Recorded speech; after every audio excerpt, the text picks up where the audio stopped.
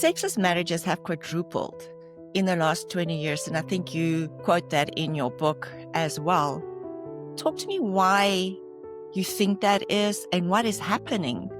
I think in part sexless marriages have quadrupled because, one, there's probably better, people are more aware of it, and there's more reporting of it, just like many other things, like there's more awareness around it. But I think that sexless marriages have also quadrupled because Hilda Lunderstedt founded and grew one of South Africa's most successful nutraceutical companies. She has won multiple awards for her dedication to entrepreneurship and empowerment. She founded and leads her Second Stage, a global movement helping accomplished women find belonging and deeper meaning in midlife. Xanet Pailet, best-selling author of Living an Orgasmic Life, is a renowned sex and intimacy coach who turned her own trauma into purpose. She's now helped thousands heal sexual wounds, spark desire, and experience the joy of an orgasmic life.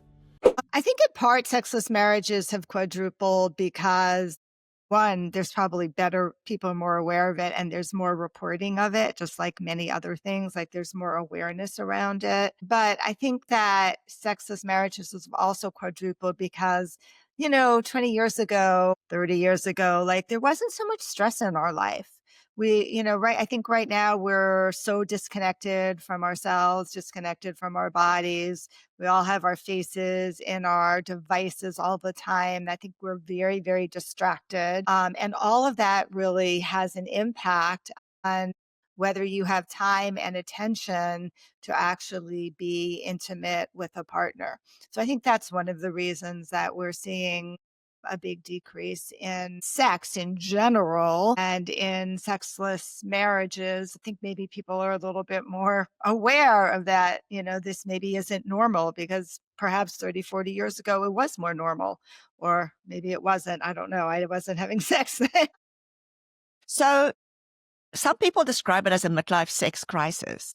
Do you see it as, you just mentioned, like it could be all relationships or all ages that finds themselves? Yeah, I mean, I don't think it's just contained in midlife. I think there are reasons why people feel like it's a midlife crisis because for a lot of women, they're starting to go through menopause, and menopause creates all sorts of uncomfortable conditions for the body. Our estrogen drops, so our desire for sex tends to drop.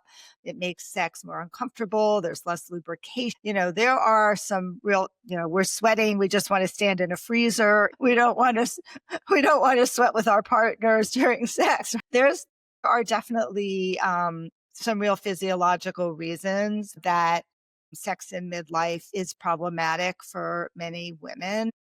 But I don't think that it is the one and only reason. I think it's for some women, for many women, they just haven't had really great sex lives up until then. And then menopause just becomes like the perfect excuse to stop having sex.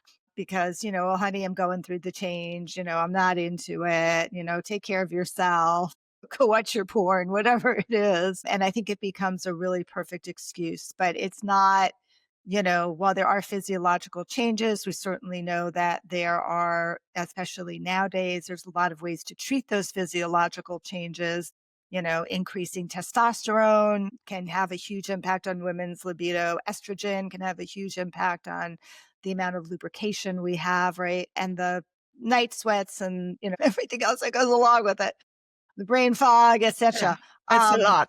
It's a lot. It's a lot, right? It's a lot that happens. And, when we're under physiological stress, any type of stress, but certain physiological stress, we don't want to have sex. Like that makes perfect sense. Our body doesn't feel good. We're not feeling good about ourselves. So that can definitely change, have an impact on changing your desire for sex. But for a lot of women, it becomes just like the go-to. Well past that, there's an acute phase that women go through with respect to menopause. It only lasts a year or two, and then there's lingering effects that we have generally. But I feel what age typically is that where the acute phase It depends. It really depends on every woman is different. I started menopause in my mid 40s, which was pretty early. And I know women that in their 50s are still going through it, but there typically is like an acute phase when your cycles have completely stopped and you're just in that place of, weight gain and brain fog and sweating uncontrollably all the time. When you're in that acute phase, you are well aware that you're in that acute phase, right? But I do want to say that I have lots of couples where they're not necessarily what we define as midlife. They're in the 30s and their 40s, and they're also in sexless marriages. So this is not, just contained to midlife couples. It is pervasive in our society. And, just looking from our generation, it came up with sex as such a taboo and not talking about it. And you get to older ages where we still have all our inhibitions around it. It feels like younger generations are more open and have more open conversations. So I'm quite surprised to hear that this trend has spread through other generations and other age groups. Yeah, I mean, if you look at the data, it's actually the younger generation, God, I don't get them right, Z or X or, that are having less sex than people in midlife.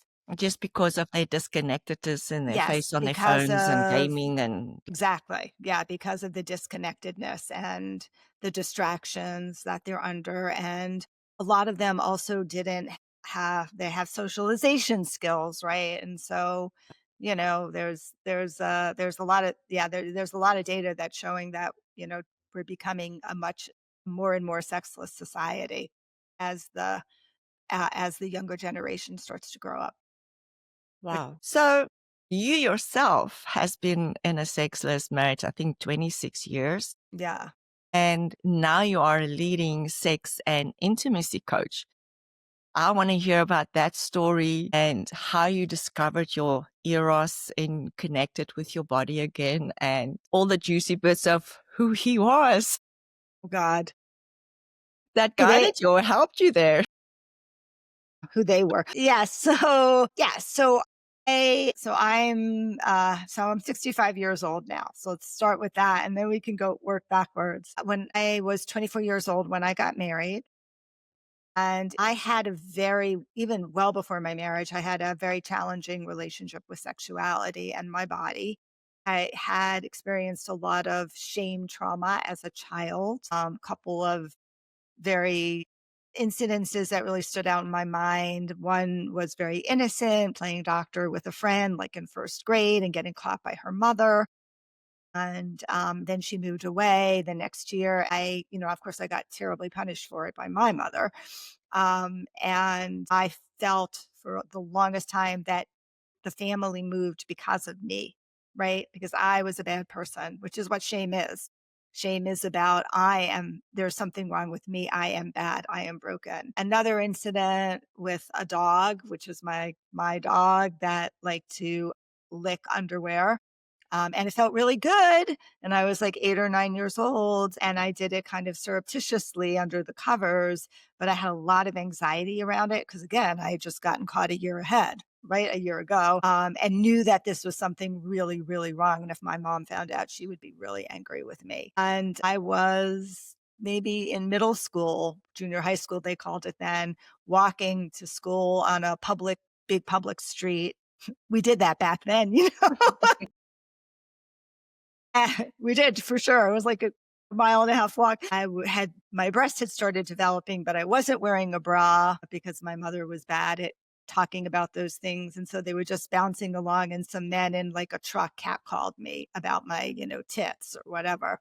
And I was mortified. Like I didn't even realize that this was happening to me. That's how dissociated I was from my body, but I was mortified about that. And so all of these things just led me to feel like I don't like my body. Anything around sex was uncomfortable and scary. and created a lot of anxiety for me. And I probably can name like 5 more incidences that I wrote about in my book. But, the first time I had sex, Hilda, it hurt. It was very painful, and it never got better. It was always painful, always painful. And that I carried that into my marriage. And so ultimately, after having 2 kids, and at the time I was like 28, 29, there was a lot of drama around it. There were a lot of tears around it. There was no pleasure around it. I like gritted my teeth during penetration. I mean, nobody wants to have sex with somebody who's doing that, right? From my then husband's perspective. And I certainly didn't want to do it because it was horrible. And so I just like kind of decided, yeah, we're done. Like, whether that was a conscious or unconscious decision, and this is what happens in sexless marriages. You find yourself not having sex, first you miss a couple of weeks. I hear this story from my clients all the time. Then it's a couple of months. Then it's like, oh yeah, we haven't had sex for a year. That's what happens. It just slowly starts to recede. And before you know it, you find yourself, sleeping in separate beds, not being able to talk about this, not having the greatest emotional connection to begin with, but staying in the marriage for the children. Again, unconscious, conscious decision, but I didn't want to upset the apple cart. And staying in the marriage, and just like being like, oh, yeah, I don't know what this sex thing is. It doesn't seem so great to me. Like, I know my friends seem to be enjoying it, but I guess I'm just not. It's not meant for me. Which made me feel like really kind of broken. But I ignored all of that and I just like put all my energy into my business and my children and, other things that I was doing on the side as well, and just lived my life for some period of time until they left to go to college. And then I was like, okay, like this has got to stop.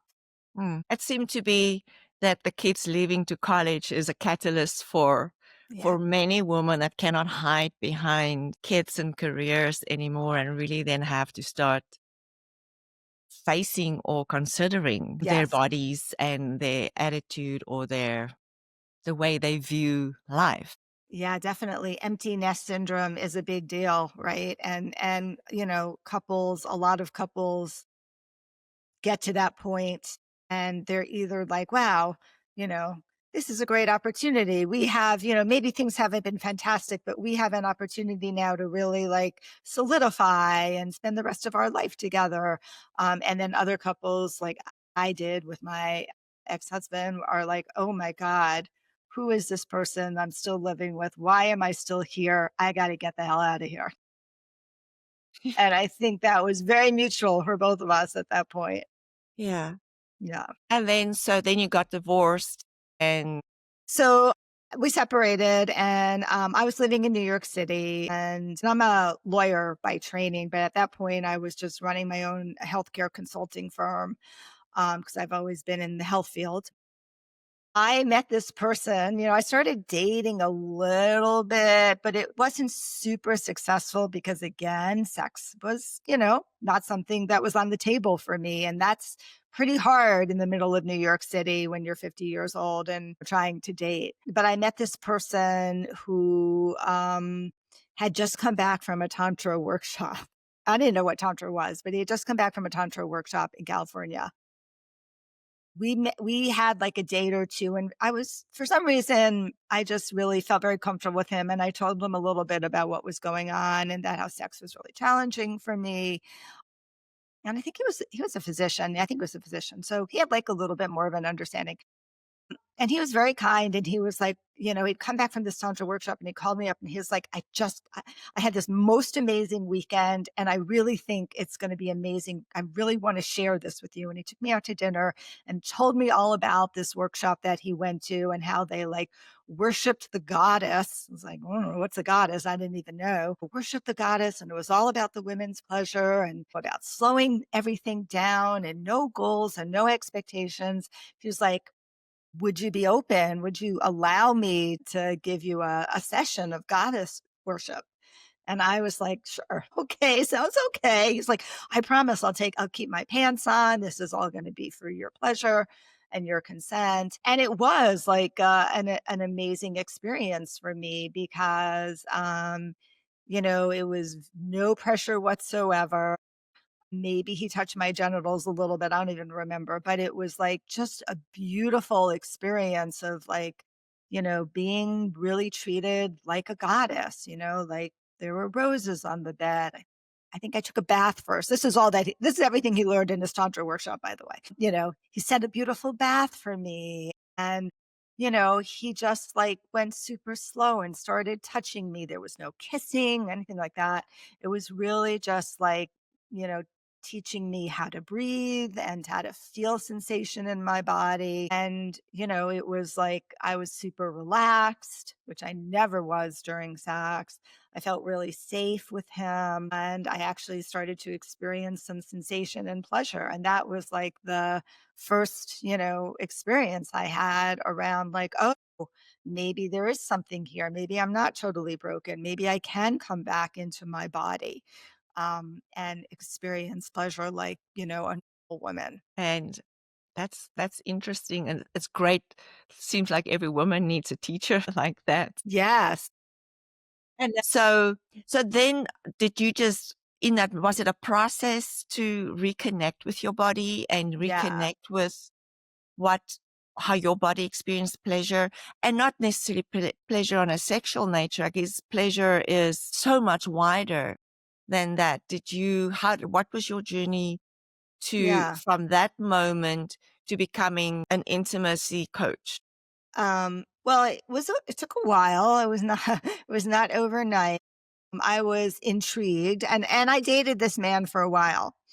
And the more connected I felt with him and the more safer I felt with him, I actually allowed my body to be a little bit penetrated with fingers. I had vaginismus, which is an involuntary contraction of the vaginal muscles, essentially, which makes penetration really uncomfortable and painful. And for most women who have it, it is a trauma response. It's more of us. Generally, there's an emotional psychological component to it.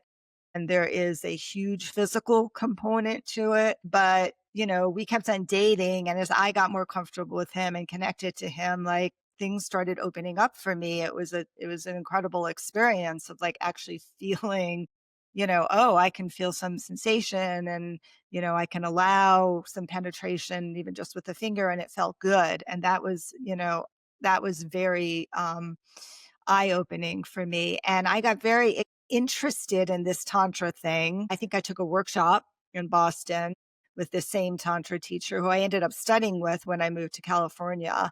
And I also had like an amazing experience there. But, each one of these were like baby step, baby step, baby step, right?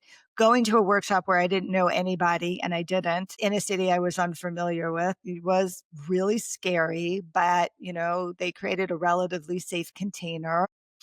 And I had some really positive experiences. And so just subjecting myself, going into these places where I had opportunities to be able to explore pleasure in a safe space, in a place where I felt there could be a lot of consent. But that was very, very key, where I could have my boundaries, which was also very key. Slowly allowed my body to start to get a little more acclimated to pleasure, even orgasm, which was, unbelievable for me. And then I moved to California. I left New York and moved to California, where I didn't know a soul. But in part, I moved there partially for a job at the time that I didn't stay at for very long, but partially because all of the sex education, the sex training programs, the Tantra programs, they were all in California. And I knew that was Northern California. I knew that was the place that I really wanted to land. And so then I started immersing myself in the world of Tantra and sacred sexuality. And it's a very, very interesting world. It's a vast world. There's a lot of different types of teachers and modalities. And you learn one thing and you meet certain people, and then they tell you about, oh, there's this great other teacher. And then you go there, right? How the universe just sort of guides you in that direction. And that's kind of what happened to me. I went from like one workshop and one type of training to another training until I got to the point where I was actually a certified Tantra teacher at some point. I guess I still am, but, and I decided, I think this is, not sure I want to be a Tantra teacher, but this is what I want to do. I want to do something around sexuality. And I ended up just starting to take different types of training programs, all of which were very like somatic or body based, which is why I think I was so attracted to them, because it wasn't about being in your head and understanding sex from that perspective, but it was more like being in your body and having an embodied experience of what safety feels like, an embodied experience of what pleasure feels like, what good touch feels like, what conscious touch feels like, what unconscious touch feels like, right? So that you're able to start to distinguish what I wanted when it came to pleasure and sex. Yeah, you just mentioned safety, and I think that is probably for so many women of all ages. I think I read statistically how many women has been abused or has sexual trauma. So it's beautiful to find the safety, or that there are people like you that are teaching how you can experience the safety or find it back in within yourself. I think it's so important to have that connection with our body. Some women is completely disconnects from their body, not even realizing why. I don't know, like if you see that too in your work. Yeah, I mean, it happens for a lot of reasons. I think that one of the things I recognize now is that people who are drawn to these type of experiences and workshops, right? They tend to come from a trauma background. Okay.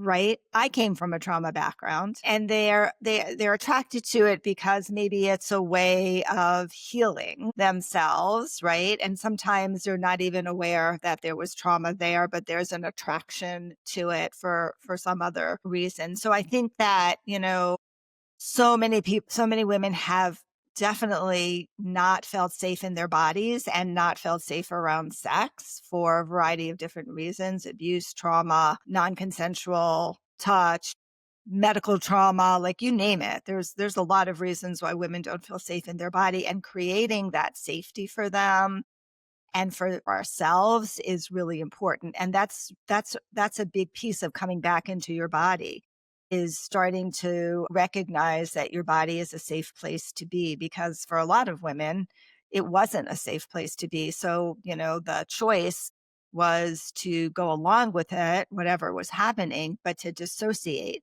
from it, right? To basically leaving your body is what dissociation is, or freezing, or numbing up. Yeah.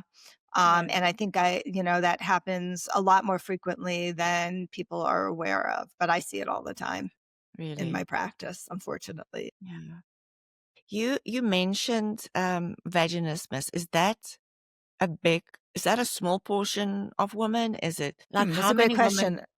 Yeah, I don't know the answer to what the percentage is of women who actually are diagnosed with vaginismus. I don't In my experience, when I have worked with a woman with vaginismus, again, usually it's coming from some sort of traumatic experience, because, the vagina is a huge muscle. It's one of the biggest muscles in our body, right? And it can expand to a huge amount in order to get, a baby's head out. Right. Yeah. Typically vaginismus happens because something's happened, and the vagina, the body is just like, I'm going to keep you safe. I'm going to contract to keep you safe so that you don't get hurt again. And that could be for so many different reasons. I've worked with women with vaginismus who had trauma on a gynecological table, right? Gynecological exams can be very traumatic for women. Not even when there's abuse, but just like the whole experience can feel very challenging for many women. Sometimes women have vaginismus after childbirth. So there's tends to be a lot more, in my experience, and I'm not a physician, but in my experience, the women that I see with vaginismus, there tends to also be an underlying psychological meaning and level, and the way to help one of the ways to help them is to help work through that piece of it. A physical therapist will give you dilators to try to stretch the vagina to the vaginal opening to, make it tight, try to loosen it up. And that can be helpful. So you as an intimacy coach, sex coach, what's their complaints? Why do they seek your help? And how do you help people? Great question. So I do a variety of different things. I've worked a lot with women. Women will often come to me because they're having challenges with orgasm. That's hard for them. They're not feeling a lot of pleasure in their body. They have a low libido, like their desire is low, and they don't know why or what's happening with respect to that. Couples will often come to me, and I primarily, the majority of my practice right now is actually working with couples. Couples tend to come to me for two reasons. One is like they just want to, explore more. And, a lot of them are empty nesters and they're like, oh, now we can walk around naked at home. And like, we want to be able to have more fun and sex has gotten boring. That's some small percentage of people that come to see a sex and intimacy coach. And then other people come to see a sex and intimacy coach because they're really having sexual challenges. And that is, they're either in a sexless marriage, which we define as having sex less than 10 times a year. So like once every 6 weeks, essentially. They are just having challenges like sex feels awkward. Sex doesn't feel good. They have mismatched libidos. One person wants sex a lot more than the other person wants sex. They don't like the way they're being touched. They're not having orgasms. Maybe the male partner is having erection issues, right? Those tend to be the reasons that people will come to see me. I think it makes them very brave, and it makes you to disclose those. And obviously, you create a beautiful container for people to feel safe to that's share super that with important. you. Yeah, it's Is really it important. you mentioned couples. Do men seek help, or is it? Yes, I do. When I first started practicing, I worked with a lot of men. And then as I started, because it was easy to attract men to come to do sex coaching work, especially back then, you were able to advertise, which you can't do it much anymore. Is it mainly because of erection problems, or did they want to be better lovers, or why would men? Yeah, I think a combination of all of it, erection problems. They want to be better lovers. They, sometimes they're just like, they're single and they're dating and they're struggling with, relationships, with intimacy and with sex. They have shame around the size of their penis. That's a big issue for a lot of men, especially if they're dating and single.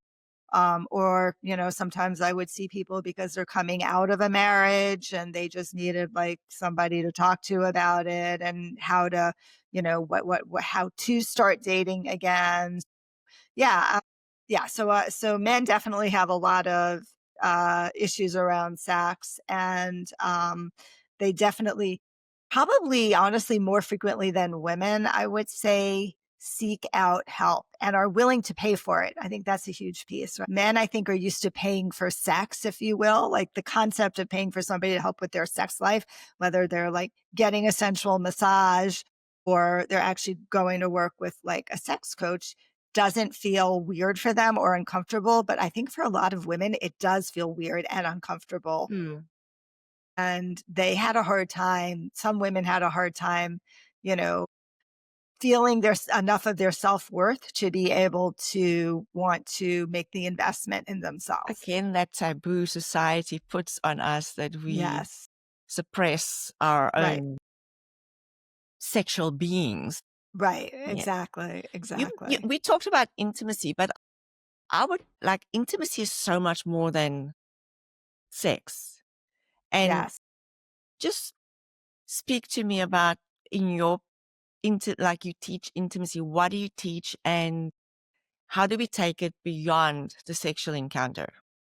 Okay. Well, that's a great question. So when people come with sexual challenges, couples come with sexual challenges, especially if they're like in a sexless marriage. the vast, vast majority of the time, the fact that they're not having sex is just a symptom of the fact that there are deeper intimacy issues underneath it, that there are deeper relationship issues that they haven't ever dealt with before successfully. They might have tried, but they haven't dealt with it successfully.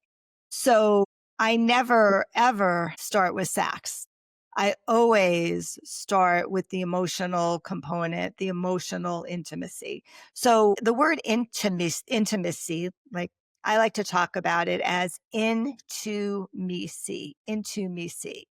To me, intimacy means that you allow somebody into not just your body, but into your mind, into your heart, into your soul, which requires you to become very vulnerable and very authentic and to be able to relate to your partner in that same manner, vulnerably and authentically, which you can't do if there's not enough emotional safety in the relationship because there's years of pent up anger and resentment and conflict that you haven't repaired. And that's very often one of the huge blocks to intimacy, to true intimacy and to sex. It are those emotional wounds that we sustain because, there's no better place in a long-term relationship to heal your childhood wounds. But there's no better place than a long-term relationship to actually exacerbate those childhood wounds in the patterns that you've created by the person that you've been attracted to, which is very, very normal for everyone. And so, intimacy really happens when there's emotional safety between the couple. And that is always my main, focus is the initial focus is like, well, we've got to create the emotional connection. Because most women will tell me that, and I think it's true for most women, I feel emotionally disconnected from my partner. Right. And when I feel emotionally disconnected from my partner, I don't want to have sex with them. Yeah. And that's a problem. And for men, the conundrum here is that for a lot of men, they don't feel emotionally connected with their partner until they've had sex. So it's sort of like they're sort of in a catch-22 situation. But creating that emotional intimacy at the forefront of it, at the top, really changes the dynamic between the couple. And I think what men realize is they just don't know how to create emotional intimacy without sex. And, everything that I teach is teachable. There's not a skill that I don't teach couples that, is not, you can learn how to be intimate. You can learn how to be vulnerable. You can learn how to be authentic. You can learn how to express your feelings, right? You can learn touch. You can learn all of this. But, when they have an opportunity to experience it in real time, where sex isn't connected, the light bulb goes off in their head and they're like, oh yeah, this feels really good for me too. Because we all want that, right? Like we all want that authentic human connection with another person. So if a couple comes to you and they have what we just discussed and there's some other side outside in the safe space, who needs to, because you were just saying men doesn't associate or can't connect intimately without sex emotionally. Woman needs emotional connection. So who changes? Where does it start? Yeah, I mean, I think what I was trying to say is that one of the experiences I give them both, and particularly to the men, is you can have an emotional connection with your partner without having sex first. Okay. Right? So you create that experience you for have them to where create, they can feel what it feels like exactly. We outside of a sexual experience. Exactly. We create an embodied experience for them of like what it feels like when we're not having sex because, women hold the keys to the kingdom. We just do. Right. And so, it's important to create that emotional connection with your partner if you want a sexual relationship with Also, I them. would imagine that it's also just a learned thing. Men were just never taught Totally. to be emotionally intimate Totally. with anyone Absolutely. outside of so it's really you can learn and do they experience it? To me, it sounds like a beautiful experience, but do men experience being intimate emotionally outside of sex as a beautiful experience, or it's just a way to be to get to sex? Well, I don't know. I'm not a man, I'm just like but what you've seen and in your yeah, experience and the feedback that you're getting. what I've seen has been really authentic.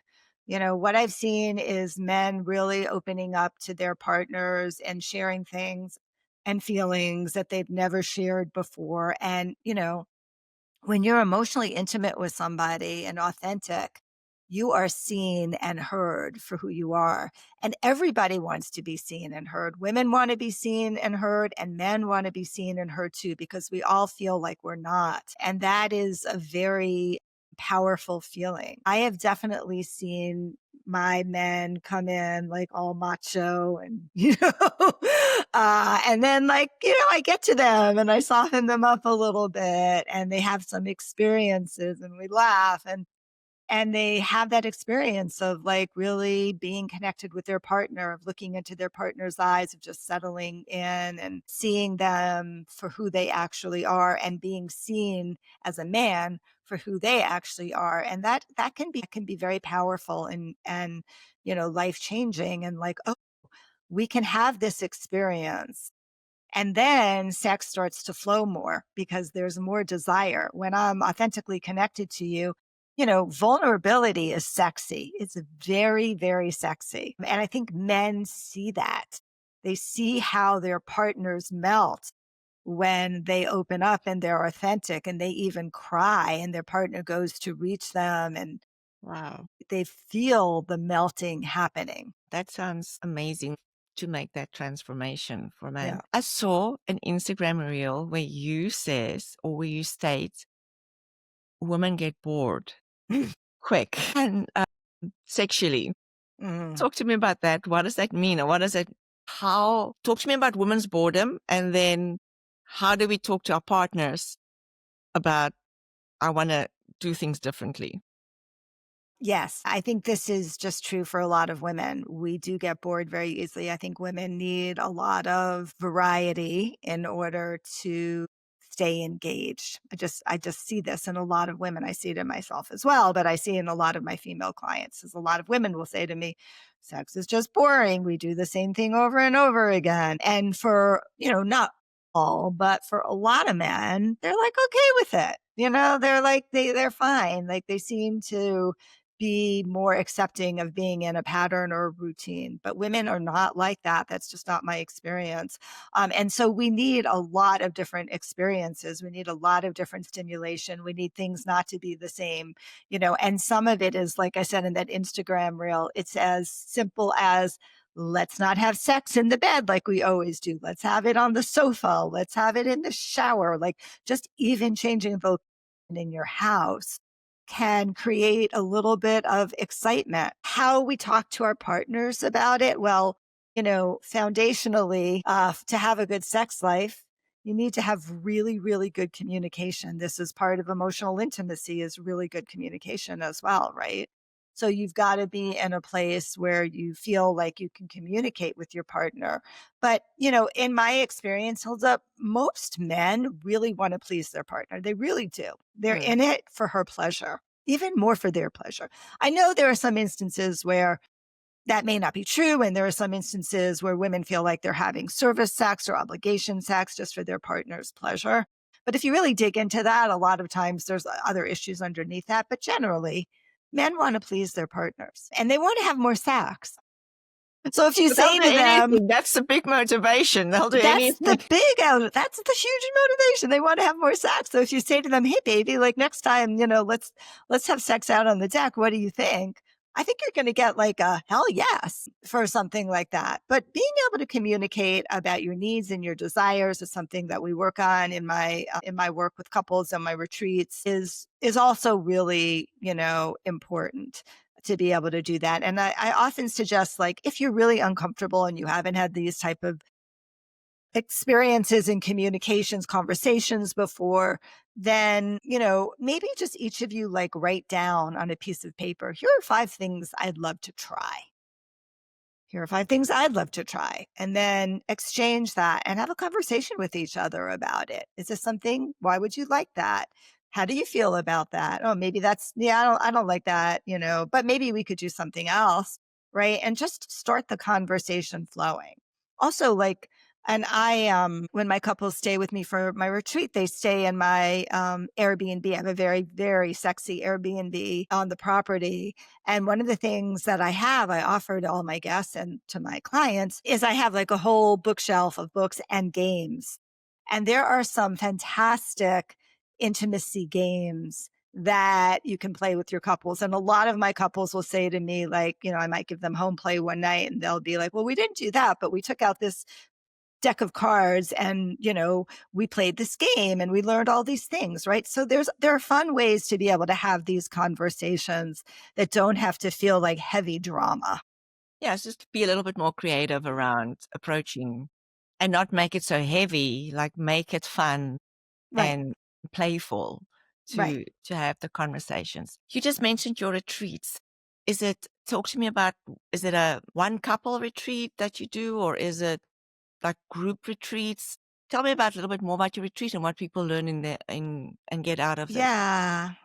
So I do both. Primarily during the year, I offer private one-on-one retreats. So one couple at a time working with me here in Asheville, North Carolina, staying at the very sexy Airbnb on the property with a private hot tub and, a sex chair and a yoga swing and lots of sex games and just a very sweet space. But then they work with me over a 3.5 to 4 to 5 day period, depending upon what's going on in their relationship, where we do anywhere from 13 to 16 hours of one-on-one coaching.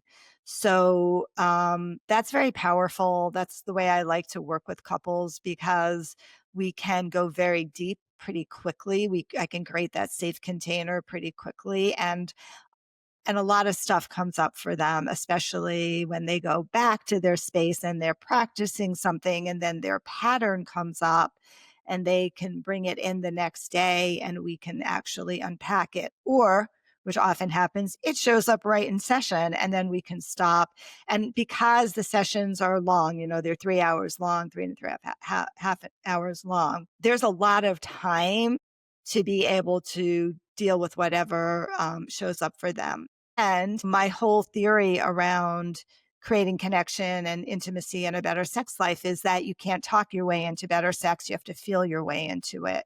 So my retreats are very experiential and interactive. So while there's some like processing that happens, there's a lot of practices and exercises and experiences, whether it's emotional or communication or physical, where you're really having an embodied sense of what it feels like to have this connection with your partner. And that makes it very powerful. And they're very successful. Like I have a 90% success rate with my couples. Things really, really shift for them.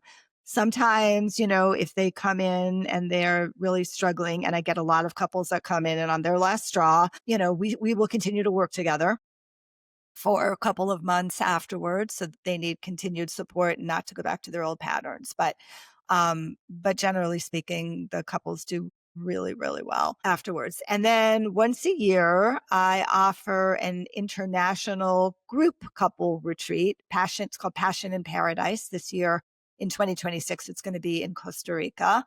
And that is a group experience of like 10 to 12 couples and myself and a male facilitator, where we give them a retreat experience around sex and intimacy, which does involve communication exercises and practices, and also group work as well, where they work as a group. They work sometimes in pairs with other people, and we take them on amazing experiences, utilizing, we have like cow ceremonies and sound healings, and Beautiful. we take them to the river and we paint each other with blue clay. Like it's amazing. And that's typically for couples that are not in sexless marriages. So they're in a good place in their relationship, but they just want to expand, have some vacation time, go to amazing exotic places. The places are all 5-star, beautiful, high end. Yeah, it's fun. That sounds like fun. Oh, it is fun. Yeah. And is the couples retreat, the one-on-one experience with you, is that depends on how long it takes? Was it just 1 day or 2 day? No. So it's a minimum of 3.5 days. It usually starts like 13 hours of coaching from Friday afternoon to Monday afternoon. And then sometimes if the couple is really struggling, because I screen everybody before we meet on Zoom, and, we have a conversation about what's going on and what they're hoping their outcomes will be, and they get to ask me questions. But if they're really struggling, I will often recommend to add an extra day so that we have more time to deal with the conflict in the relationship, because that can be very, very time consuming before we get into the physical space. But I don't do like 1 days. It's just not enough time. Yeah. That's what I was Yeah. thinking, and No. I was just wondering. No. You have written the book Living an Orgasmic Life, and I Yes, think you're busy working on a new book. I am. And I read the book. It's really amazing content and information in there. What Yeah. led you to write that book? I think like all the stories in there, and what is your new book about? I don't know what led me to write that book. I think, when I left New York, left my marriage, moved to California, started in this area of coaching, I just felt like there's a book inside of me. And it took me a long time to write that book. It took me like 4 years to write that book, because I didn't even have enough information. I didn't know enough in order to write that book. Like, I was able to write that book talks about my own very personal story, going into a lot more details than I went into here, about my marriage, about growing up, about my very specific journey. And I weave that into most of the entire book. And that part was easy to write pretty much. But the part about like really sex and understanding like all of the different components of it and the trauma pieces, I needed to have more experience to be able to write that. So it took me about 4 or 5 years to get that book finally written. But when it was published in 2018, it did very, very well. It became a bestseller on Amazon, I guess. And it sold a lot of copies. And that book is really primarily geared towards women, but a lot of men read it, because men, like I said, they want to please their women, and they want to understand the female mind. They want to understand the challenges that women have around sexuality. So like the first half of the book is about what are all the blocks that we have around sex. And the second half of the book are ways to be able to actually start to connect for women to your body, to your pleasure. I talk a lot about Tantra in that book as well. That was, pretty big part of my journey. Especially when I wrote that book, I was still pretty involved in the Tantra world, not so much anymore.